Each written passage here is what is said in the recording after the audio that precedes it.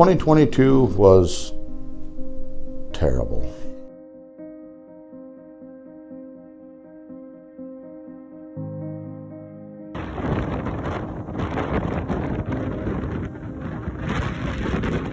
The last 25 years, we haven't seen these kind of outages, which started, in January.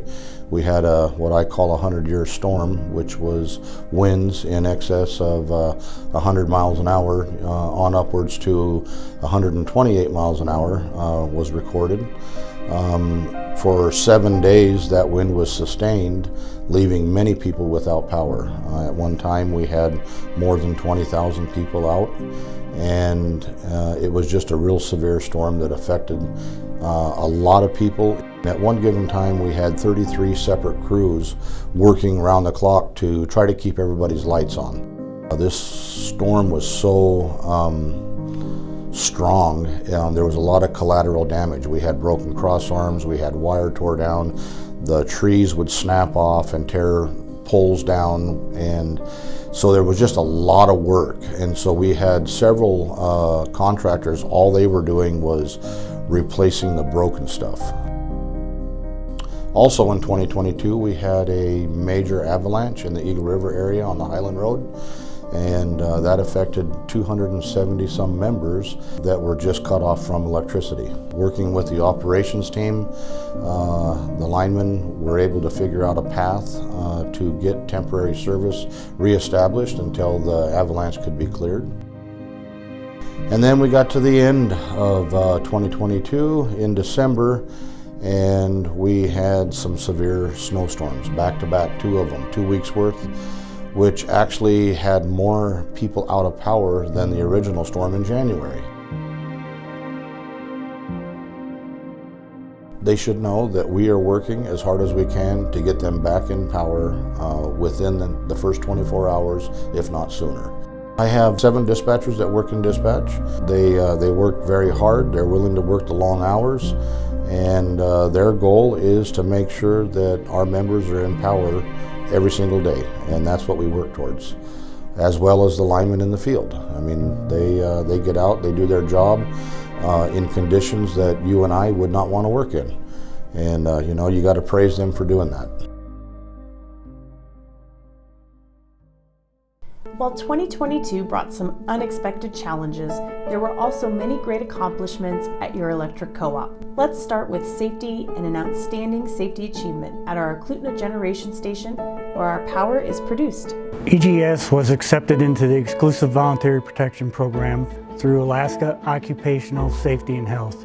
Proven VPP provides official recognition of the outstanding efforts of employers and employees who have achieved exemplary occupational safety and health standards. EGS is currently one of 7 organizations in the state to receive entry into VPP and is the first utility to ever receive this safety program recognition. The process to qualify took nearly 2 years and included rigorous on-site evaluation by a team of health and safety professionals.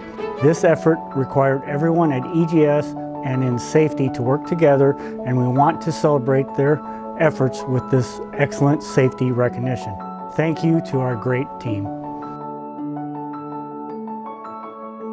Hi, my name is John Sinclair. I'm the Director of Engineering at MEA, and we're going to talk a little bit about the projects that we completed in 2022. So one of the major initiatives was to get Park Substation online.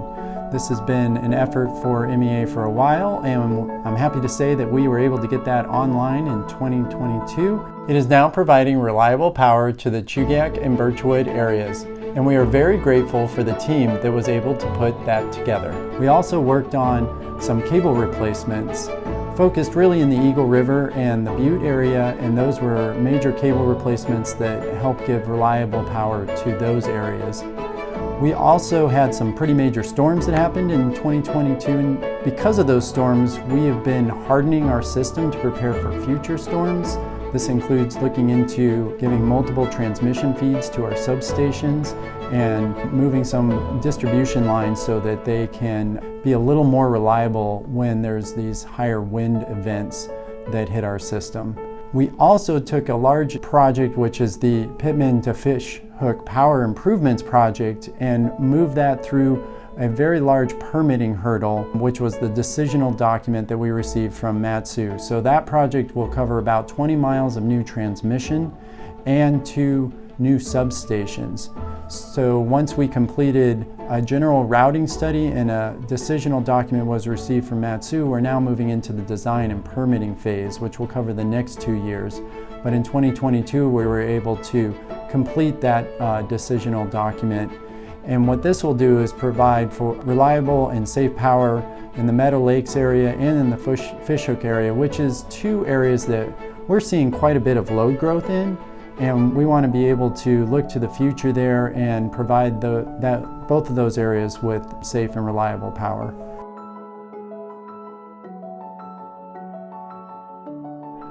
Hello, I'm Erica, the business manager here at MEA. MEA has been working over the last 5 years to improve our new service construction process.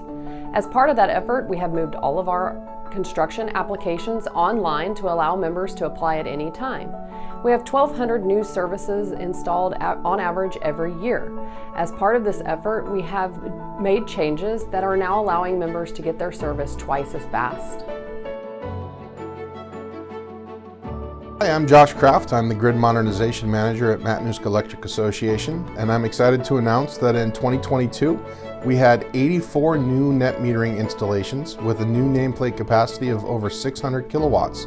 We expect in 2023 that number will continue to grow, particularly with the solarized Matsu efforts that are underway. They'll be using 3 vendors instead of 1 as in previous excursions. We also have a new solar PV installation going in Houston that will add 6 megawatts of new solar PV generating capacity to our facilities. We also have programs around electric vehicles. We have our pilot program, which will give away level 2 chargers to EV owners or folks that have ordered EVs. And we are rolling that program right now and are putting out our level 2 chargers. We're also working with Alaska Energy Authority and other potential site hosts to develop additional level 3 charging facilities in our service territory. Previous installations have gone into the 3 Bears at Chugiak and Trapper Creek. And we have other folks that have expressed interest in developing facilities, and we're working with vendors, contractors, and other potential site hosts to help in that development. If you're interested in learning more about where EV charging is located, there is a good app named PlugShare that is available through Apple and Android, and that'll show you where some of the level 2 chargers and level 3 chargers are installed throughout the state.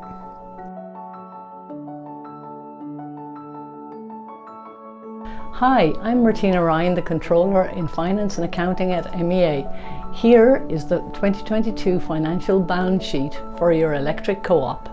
This statement is also available on our website, and members can request a complete copy of the audited financial statements at any time. We have also broken down the sources of revenue for each dollar earned at your electric co-op in 2022. As you can see, nearly 62 cents came from residential sales, and approximately 37 cents came from commercial sales, with the remaining cents from lighting and other sales. Looking at how $1 was spent, nearly 35 cents was on fuel and purchase power, 15 cents on depreciation, 14 cents on maintenance and operations of lines, and nearly 11.5 cents on interest on long-term debt.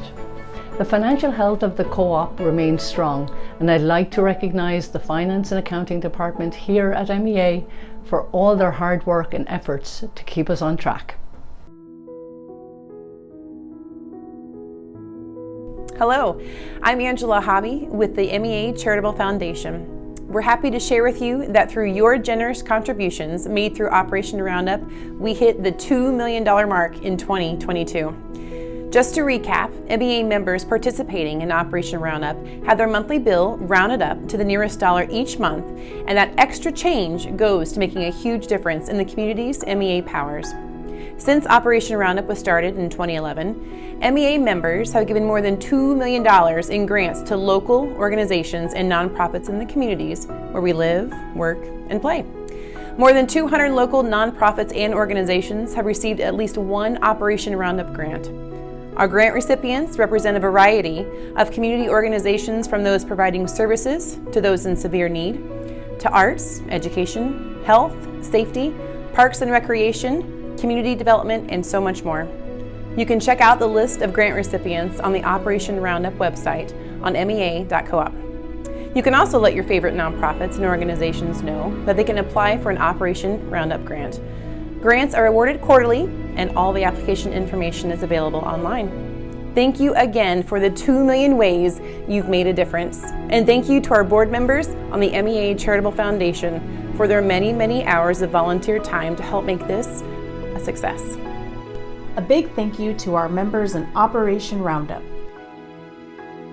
Thank you for reflecting back on 2022 with us. We look forward to powering you and the communities we serve in 2023.